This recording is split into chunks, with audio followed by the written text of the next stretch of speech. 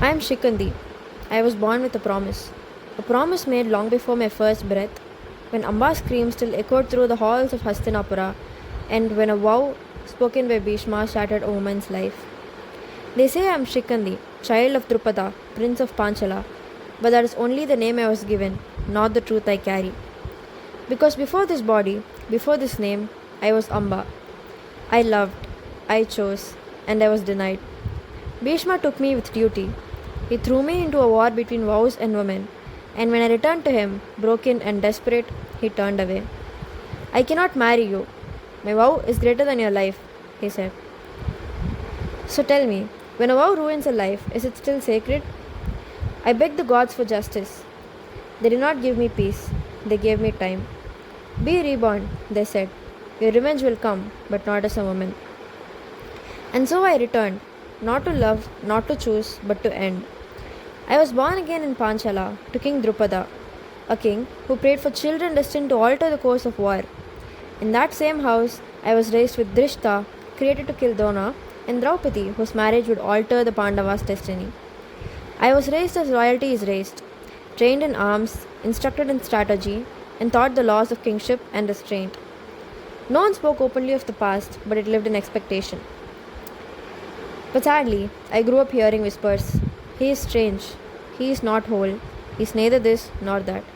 But they never asked me who I was, they only asked what made them uncomfortable. Nobody knows what it is like to have your future decided long before you understand it.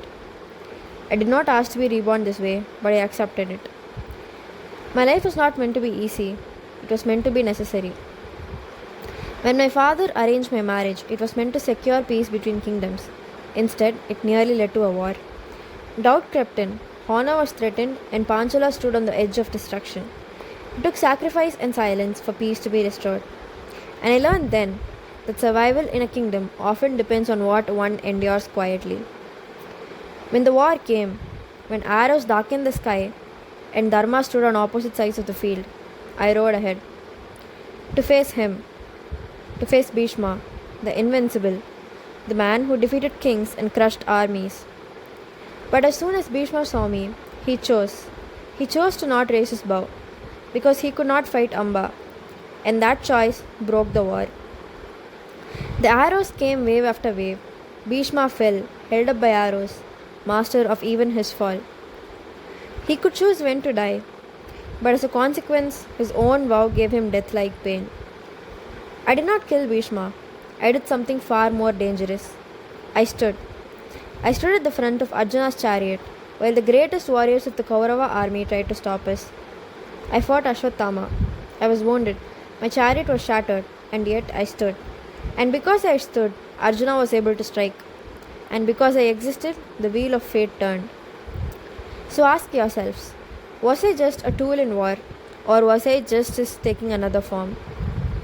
They will remember Arjuna's arrows, they will sing of Bhishma's fall, but they will only whisper my name. Because my story doesn't make people very comfortable. I did not fade away after that day. I fought on. I lost my son to the cruelty of war. I faced Kripa and Kritavarma. I bled across many days of battle.